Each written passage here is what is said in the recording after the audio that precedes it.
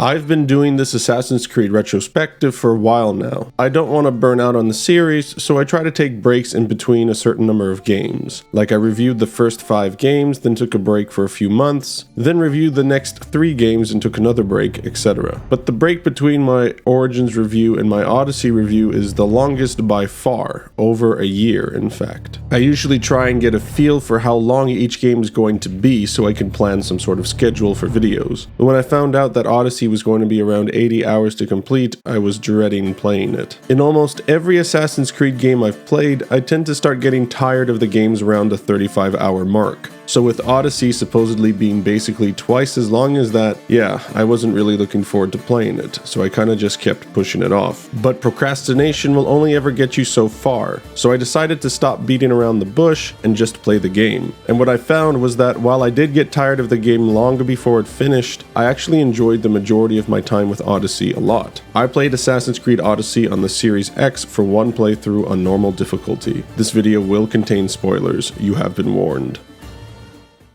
Odyssey is set in ancient Greece, a time of gods and mythic tales, and the world of the game lives up to those gods. Greece is depicted in stunning fashion, with clear glittering waters, bright verdant forests, and rocky mountains, along with marble cities with colorful decorations adorning every temple. Whatever you think about Ubisoft open world design, you can't deny that their settings always look fantastic. The sheer beauty of Greece is captivating and makes it one of the standout settings for the franchise. It's hard to truly convey just how awe-inspiring Odyssey's world is in its visuals alone, and the detail is extraordinary. The amount of unique assets and characters littered across the Greek world lends it a sense of believability and tangibility. However, as much as I love Odyssey's rendition of Greece, there are cracks that start to show the longer you play. Whether you're standing atop one of the many synchronization points or sailing the Aegean seas, you can see mountain ranges and open water for miles. But this comes at the cost of some truly egregious pop-in as you traverse the lands. This really is one of the most pop-in heavy games I've ever played, and while it didn't really diminish my enjoyment of the game, it's impossible to ignore. The world is massive.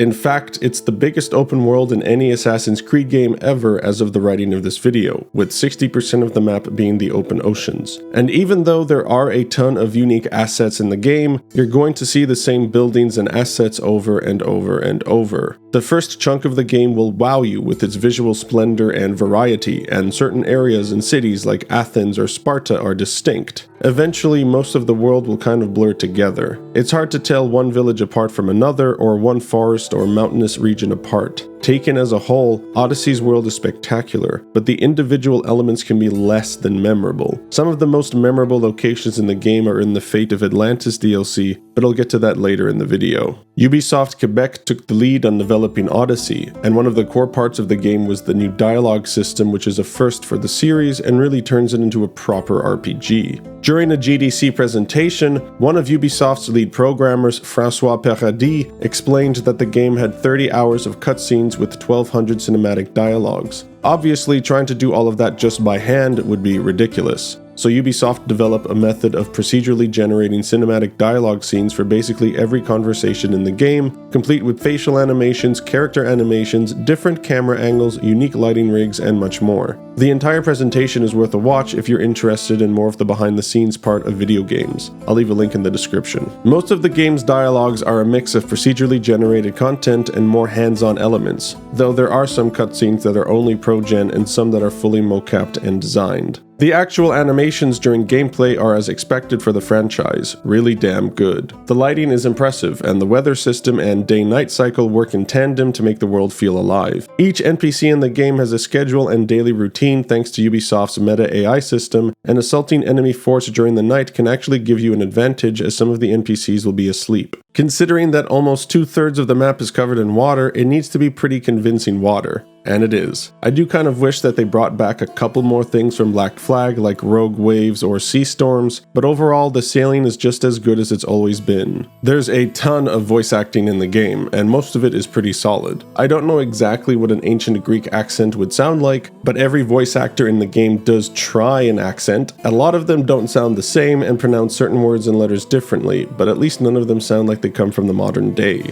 The actual quality is pretty high, especially for the main characters like Alexios, Cassandra, Barnabas, etc. The sound design is also really good. The ambience of the forest, the roaring of bears, the clanging of steel swords, the crashing of waves, it's all there and it's all good. The score is fantastic. It feels suitably epic and adventurous to accompany your Odyssey, while also having moments of tranquility or tension. Lots of stringed instruments and melodies, but also some more subtle electronics. I love the use of the main theme whenever you complete a quest, and the extended version when you level up. I always sang along to it every time it happened. It's just really catchy.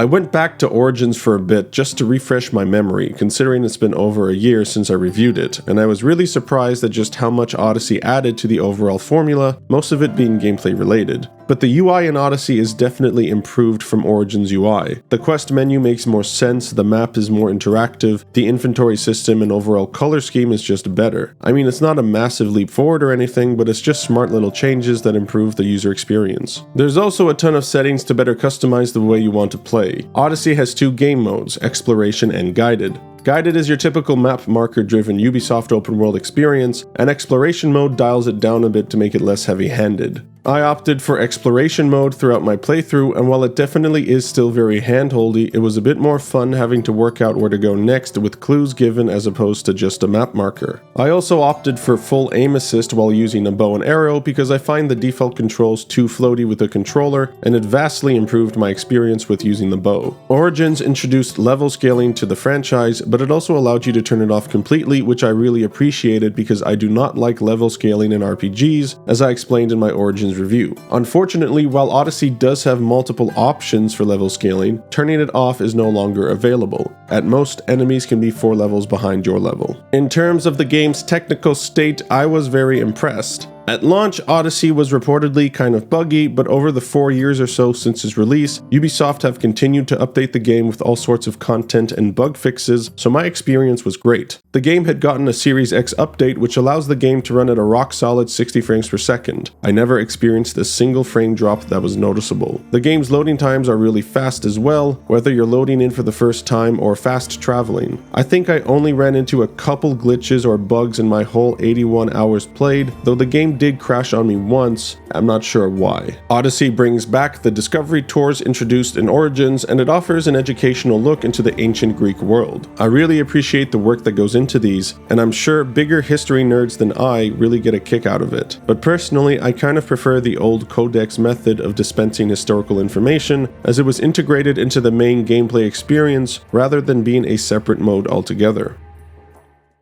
Odyssey allows players to pick between playing as Alexios or Cassandra, who are siblings like Evie and Jacob Fry from Syndicate. However, unlike Syndicate, you don't switch between them during the game. I chose to play as Alexios, so for the purposes of this video, I'll refer to the protagonist as Alexios. Alexios is a Misthios, which is like a mercenary who does all type of work for money. As a child, Alexios' family was torn apart by a prophecy from an oracle who decreed that Cassandra must be thrown off a cliff because this baby is too dangerous to let live. Alexios attempts to stop this from happening, fails, and then gets thrown off the cliff by his father for his transgressions. Somehow surviving the fall, Alexios sets sail and washes up on the shores of a small island named Kefalonia, where he immediately gets picked up by a not at all shady character named Marcos, and ends up working for him. Alexios seems content to spend his days dealing with Kefalonian issues until receiving a contract from another not at all shady character to go kill the Wolf of Sparta, aka Alexios' father. So begins his odyssey into discovering the truth behind his family and a lot of other stuff. Odyssey is set during the Peloponnesian War, which was a civil war between Sparta and Athens. Throughout the game, you'll get the chance to fight on either side of the war, seeing as Alexios is technically a neutral Misthios, despite being of Spartan origin. There are actually 3 different main storylines happening throughout Odyssey that intertwine with each other to varying degrees.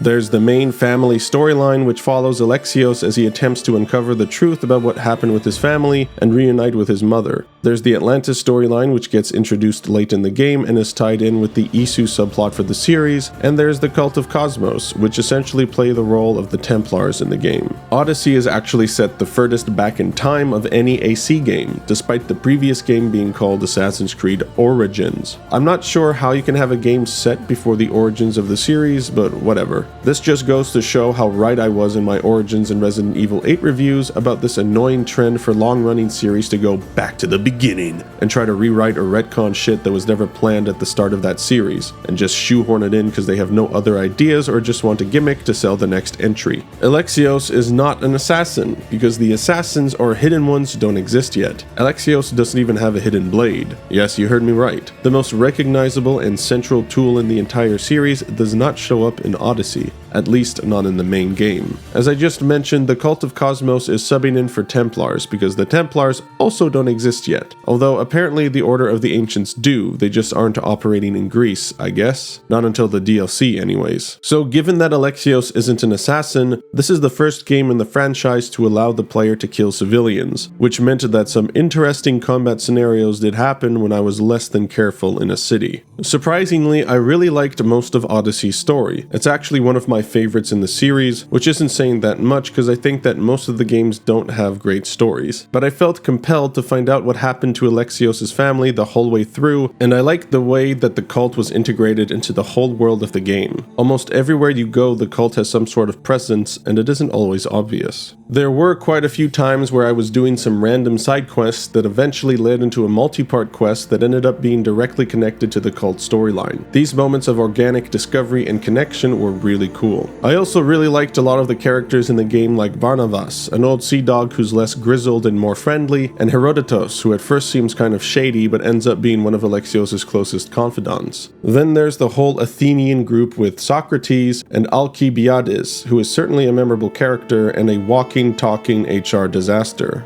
And then there's Alexios himself, who has managed to become one of my favorite protagonists in the franchise. It might feel a little like cheating in this regard because Odyssey is the first game in the series to have a full-on RPG dialogue system, so I decided a lot of how Alexios responded and talked to people, but even so, Alexios just has a good mix of likable characteristics. He's funny, sarcastic, heroic, compassionate, sympathetic, and he can be more of a dick if you want him to be. Speaking of dialogue system, as mentioned before, Ubisoft has finally implemented a top-to-bottom dialogue system into Odyssey, which was one of their main focuses when developing the game. This isn't some wannabe system either. It's there from start to finish. Almost every single conversation in the game has choices to make, and while most of these choices don't change that much in the grand scheme of things, they do certainly change individual interactions and can change the outcomes of quests in a big way. A really early quest in the game sees Alexios deciding whether to let a family allegedly infected with the plague get killed by the city's priests in order to stop the spread of said plague, or to intervene and kill the priests to save the family. If you let the priests kill them, it does stop the plague, but you've let innocent people die. If you choose to save the family, the plague does indeed spread and ends up killing a bunch of people. Not every choice or quest in the game is this dramatic, but there are a lot that are. There are a lot of quests in the game, both main and side quests, and both types have interesting quests and not so interesting quests. I did enjoy the majority of the main quests, as like I said, I do like the game's story, but there were a few times where I got a little annoyed by the pacing of the game. To reiterate one more time, just in case it still hasn't sunk in yet, this game is massive both in its world and its story. During the family quest line, the game had a few of what I'm going to call your princess is in another castle moments, where you complete a quest or series of quests only to have another group of quests to complete before getting to the next actual part of the story. These quests are not interesting and don't really add anything to the overall story. They just feel like filler. The game tested my patience more than once, including the Cult of Cosmos storyline. The cultist system is sort of like an improved version of the Order of the Ancient system from Origins. Your ultimate goal is to kill every member of the cult, and in order to do so you need to find clues about their identities. Once you've found these clues, either by completing main or side quests or objectives in the open world, you can reveal the identity of the corresponding cult member, mark them on the map, and then go kill them. It's a really cool system. However, to complete the cult storyline you have to kill all of them. All 44 of them. Well, technically there are are some that you don't have to kill, but you do have to deal with all of them in one way or another. So I eventually reached the point where I had completed the family storyline and needed to finish the cult storyline, but the remaining cultists were a few levels above me, so I couldn't kill them, or it would take way too much work to kill them, meaning I had to grind out a few levels before I could actually complete the quest. Now, it didn't end up being that big of a deal since I decided to just start the DLC, which I was going to play anyways, and leveled up by doing that, but it still feels like padding. In a game as big and long as Odyssey, you don't need to level gate stuff, because it's already fucking long. In a shorter game, like maybe 30 hours-ish, it's more acceptable, even though it's still not that desirable, but when your game is 80 hours long,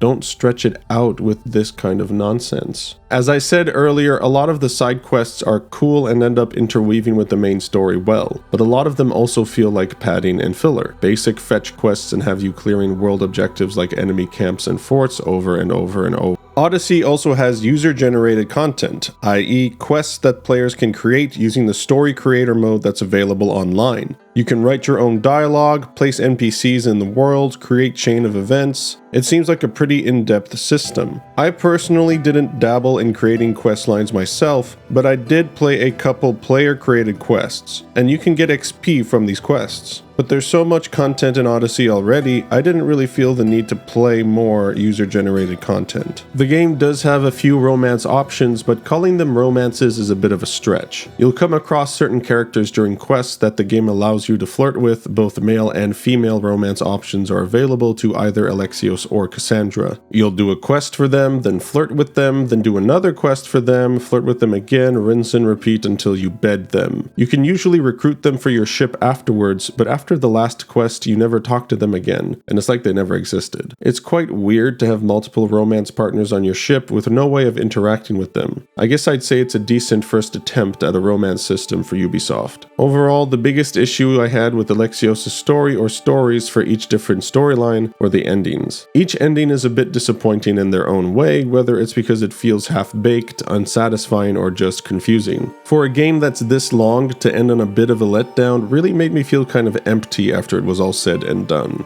Odyssey continues the modern-day storyline, which has become far too convoluted and messy for me to care about anymore. Even if that wasn't the case, I still wouldn't care, because Layla Hassan, the new modern-day protagonist introduced in Origins, is quite simply one of the most unlikable protagonists I think I've ever played in a video game. She's arrogant, combative, doesn't listen to anyone, even her closest friends, and is just an all-around asshole. I genuinely was unsure if Ubisoft was writing her this way because she was going to become a villain, or if they just don't realize how bad her character is. She flip-flops back and forth between characteristics so often that you'd think she has some sort of disorder. In one absolutely hilarious scene, she literally kills her closest ally in a fit of rage, seems upset by this, but in the next fucking cutscene she's making jokes and being all chipper like she didn't just murder her fucking friend 2 seconds ago. Now, technically, the staff of Hermes that the modern-day assassins were looking for is supposed to be corrupting Layla to some degree, but I don't think it's a good enough excuse to explain her crazy back-and-forth personality shifts, especially since I still didn't like her in Origins. She wasn't a likable character to start with, and this game just made her even more unlikable.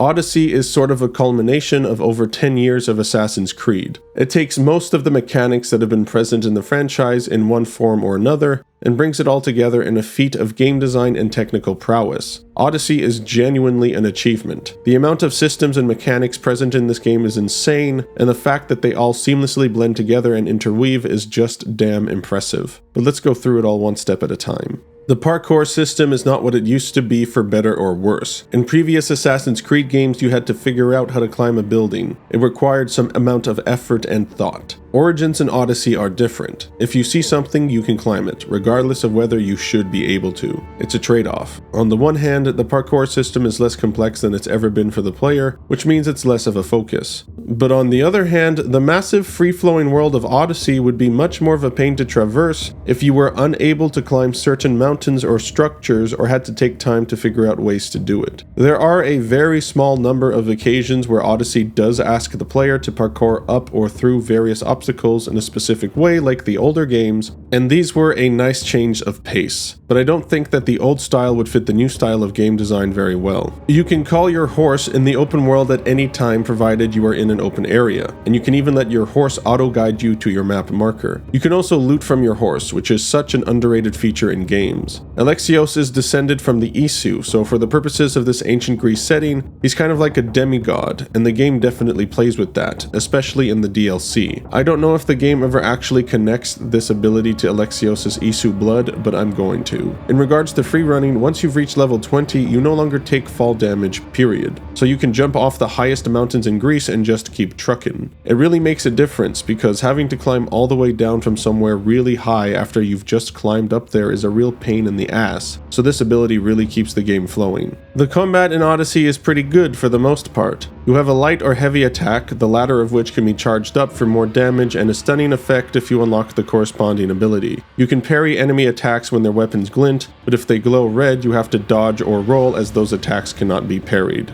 Odyssey removes shields and the blocking mechanic present in Origins. The developers said this was done in order to speed up the pacing of combat. While I can appreciate this idea, in reality I feel like removing a defensive option in a game this long ends up making the combat feel less interesting over time. Alexios has a number of abilities that he can spend ability points in to acquire and upgrade. Ability points are granted after every level up, but can also be gained for completing specific open world objectives. Unlike Origins, Alexios begins the game with a few baseline abilities, like being able to meditate to change the time of day, which was an unlockable ability in Origins. Again, there are 3 different skill trees: Hunter, Warrior, and Assassin. Hunter deals with your ranged abilities, Warrior is combat, and Assassin is stealth. There are quite a few abilities to choose from, and they influence your playstyle in a big way. Do you want to focus on being the ultimate Spartan warrior, kicking people off of cliffs and tanking damage? Or do you want to be a ranged assassin, dispatching enemies from afar and becoming invisible when enemies get too close? Or do what I did and be a mixture of all of them? The game also allows you to reset all your abilities if you want to try out new different ones, which I actually did halfway through the game. You have a ranged ability wheel that you can assign 4 abilities to, and you can have up to 2 melee ability wheels for a total of 4 assignable slots to access during gameplay. In Origins, you had 4 different bow types that each had a specific ability tied to that type of bow. However, in Odyssey, you only have 1 bow type, but have access to every ranged ability in the skill tree that you can choose to use or not. This really opens up your options with your bow, along with the different arrow types like poison, fire, and explosives. Most abilities can be upgraded multiple times to make them even more powerful, and the late game combat ends up being very reliant on using your abilities. You do need to build up your adrenaline gauge in order to use abilities, but there were very rarely any instances where I didn't have any adrenaline. Alexios has an Isu weapon called the Spear of Leonidas, which is what grants him his abilities in the game's world. As you kill cultists, you'll collect cultist fragments, which will allow you to upgrade your spear over the course of the game. Odyssey brings back a version of the bounty system present in earlier games. If you commit crimes in view of people like stealing or killing someone, a bounty will be placed on your head, and you'll either have to pay it off from the world map or deal with the mercenaries who come to collect the bounty. There's actually a whole mercenary system which has 9 tiers. Killing mercenaries will grant you access to higher tiers, which give you certain benefits like reduced prices at blacksmiths or reducing the price of ship upgrades. Odyssey streamlines the stores found in Origins, where in that game they were separate stores for weapons, horses, and clothes. The blacksmith takes over all those roles in a one-stop shop, which I prefer. Assassinations aren't a one-hit kill anymore. Instead, each way of dealing damage has their own stats attached to it, which are influenced by your abilities and what armor and weapons you have. You can still stealth through bushes and whistle to attract enemies, and I was able to assassinate the weaker enemy types pretty reliably throughout the game. You can also knock enemies out and recruit them to your ship. Odyssey has a proper loot system like other RPGs with 6 different types of melee weapons and 5 different armor pieces, all with the different stats and rarities. You can upgrade weapons and armor to improve their stats or engrave them with engravings to gain bonuses like stat boosts or ability buffs. You can really get some awesome engravings that make you even more powerful. The game even has a transmog system that allows you to change the appearance of any piece of loot you own to any other piece of loot you've ever owned while keeping your item's stats. This is a very underrated feature in RPGs. Unwanted loot can be sold or dismantled for resources. Odyssey gives the player up to 5 loadout slots that you can unlock. You can have a loadout that maxes out your assassin's damage or one that maxes out warrior damage or whatever you want. You can toggle headgear off, which is again a nice feature that needs to be in more games. Alexios has a ship called the Adrestia, which can be upgraded with resources found in the open world like wood or pelts from hunting animals, but you can also buy all the resources you need from the blacksmith. As mentioned earlier, you can recruit lieutenants to your ship by knocking out enemies in the world or by completing certain quests, and each lieutenant gives your ship different stat boosts. Ship combat is relatively unchanged. You can ram enemy ships or shoot them with javelins at close range or arrows from further away. You can also shoot them with fire arrows and javelins, which require adrenaline to use. Boarding a ship will give you health back and begin a small hand-to-hand skirmish. Synchronizing viewpoints increases the perception of Alexios' eagle companion Icaros, which allows him to more easily identify enemies and objects of interest in the world. Each area of the world has a nation leader, which ties into the nation battle system and conquest battles. Alexios can do certain things in each area, like killing soldiers, burning supplies, or pillaging nation chests and killing the nation leader in order to weaken the nation's power. Once sufficiently weakened, Alexios can participate in a conquest battle for either Sparta or Athens. Conquest battles are big battles with many NPCs fighting for Sparta and Athens. You can kill high-value targets in order to do more damage to the opposing force. As much as I appreciate the idea of the whole nation power and conquest battle systems, I think in practice they really don't amount to much more than some extra stuff you can do if you feel like it. I mean, you can get rare loot from completing them, but I was kind of expecting a lot more from the system. I mean, in an RPG set during a civil war where you can battle for both sides, I was kind of expecting some sort of reputation system that would keep track of who you side with, and that would affect the story and world at least a little bit. Like if you continually fight for Sparta, word would spread of the eagle bearer fighting for Sparta, and so whenever you would enter, say, Athens, you would be shunned by certain NPCs or treated with hostility by the locals, or it would affect your ability to do certain quests or change the story. But that's not the case. It doesn't matter who you fight for, it does not change anything about the world or the story. I understand that it would have been more work to implement a reputation system and interweave it into the story, but it really feels like a big missed opportunity. So I guess I might as well get into the microtransactions before getting into the DLC. There are lots of skins and gear and loot to spend real money on, and of course Ubisoft's patented time savers. Time savers are XP or gold or resources that you can buy in order to save time. This is the biggest load of bullshit I've seen in single-player games. If your game requires you to spend real money in order to save time, then your game is just too damn big or not interesting enough to sustain its own length. There's no excuse for this nonsense. I cannot believe that I see people defending this kind of bullshit in games. I genuinely cannot comprehend it. The mere existence of these time savers makes you question exactly why the game is the way it is. For the majority of my playthrough, I was leveling up at a pretty consistent pace, and didn't feel like the game had been engineered in a way to coerce me into buying these time savers. But as I mentioned earlier in this review, I did reach a point where I was underleveled for continuing the main story. I know that when Odyssey was released, a lot of people felt that the game was too grindy and level-gatey for the main story. Generally speaking, I think that if you try to mainline an RPG's main story and ignore most of the side quests, you're missing out on a ton of worthwhile content and sort of missing the point of RPGs in general. And you might reach a point where you're underleveled for the main story. This is not a unique scenario to Odyssey, but I did play a decent amount of side quests, and I still ended up being underleveled near the end. I'm not going to say for certain that I think Odyssey was calibrated in a way to try and force people into buying time savers, but I'm also not confident enough to say that it wasn't. I just think that full-price single-player games should not include any of this bullshit. But credit where credit is due, there was a substantial amount of free content released for Odyssey in the years after its release. There are 2 paid expansions for Odyssey, and 1 free expansion which also ties into Valhalla, as well as free quests and quest lines called The Lost Tales of Greece, which were released in regular intervals after Odyssey's release. The Lost Tales of Greece offer a wide range of quests, some of which introduce new characters, while some reunites Alexios with familiar faces. I think that these quests are actually pretty good, at least the ones that I've played. The 2 paid expansions are The Legacy of the First Blade and The Fate of Atlantis, which were both released in 3 separate episodes. The Legacy of the First Blade sees Alexios going head-to-head with the Order of the Ancients, the big bads from AC Origins. They are operating in Greece in order to track down Darius and his child, who will either be Nima or Natakas, depending on whether you're playing as Alexios or Cassandra. The expansion adds more to the cultist system from the main game, only this time you're hunting down the Order's members.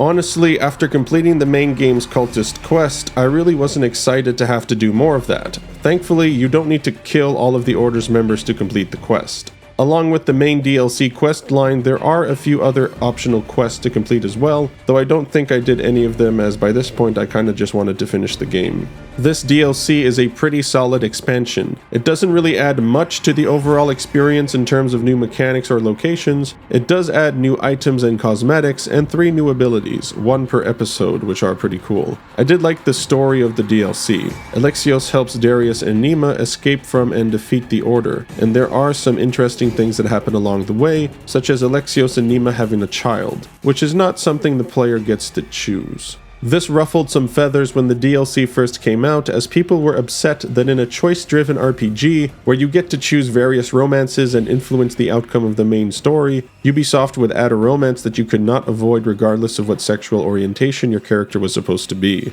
Personally, I think this was a very bizarre oversight from Ubisoft, cause yeah, what the hell? Why the fuck are you forcing players to have a child with another character in a choice-driven RPG? It doesn't really make much sense. I think that taken in a vacuum, the story is good, but the whole idea of having a child without the player's choice was a bad decision in this specific game. The Fate of Atlantis is the more interesting DLC in my opinion. Alexios and Layla have to go through simulations of Atlantis created by Alethea, another Isu doing something fuck whatever. Regardless of my disinterest in the modern day storyline for recent entries, The Fate of Atlantis offers some truly new locations and gameplay mechanics. The DLC's story sees Alexios interacting with Assassin's Creed series version of Greek gods and mythology. The first episode takes place in Elysium, where Alexios has to contend with Persephone and Hermes. The second episode takes place in Hades' underworld, and the final episode takes place at Atlantis with Poseidon. Each location is definitely unique and stands out from the main game's world, some more than others though.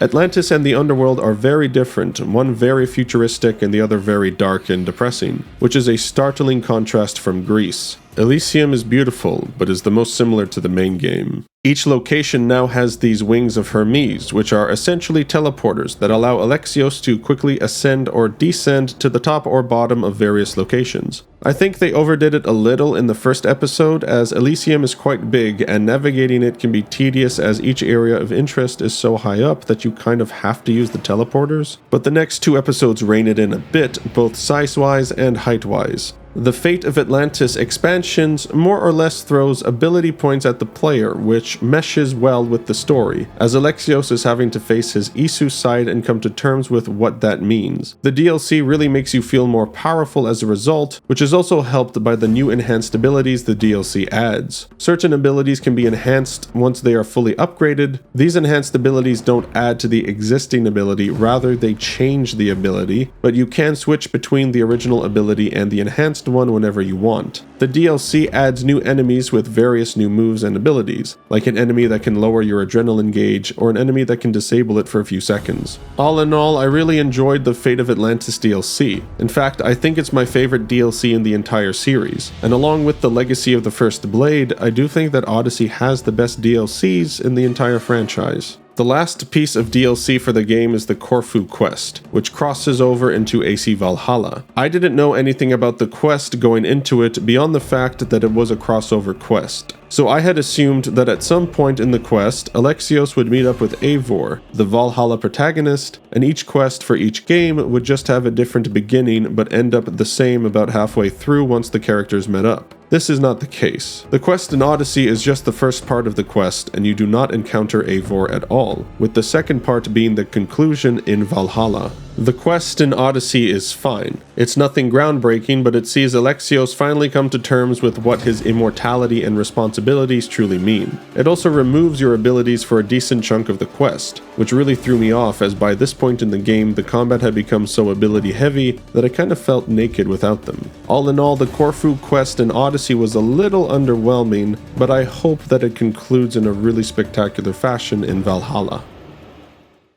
Assassin's Creed Odyssey is a great game. It has an impressive open world, a great dialogue-driven story, fun combat, likable characters, and tons of game mechanics to add variety to your adventure, as well as some really good DLC. Unfortunately, that adventure is so long in a world so massive that no matter how impressive the game is, it did wear out its welcome a good 20 hours before I was done with the game. Which leaves me with a bit of a conundrum. The game is fantastic, but I think the pacing suffers as a result of its size, and even though it has all these different mechanics, repetition still set in and made the late game feel more like a chore than it should have. It's the same downfall of every Assassin's Creed, and honestly most Ubisoft games in general. Despite the game's shortcomings, I really liked Odyssey, and it's in my top 5 of the series. I'm going to give Assassin's Creed Odyssey a 9 out of 10.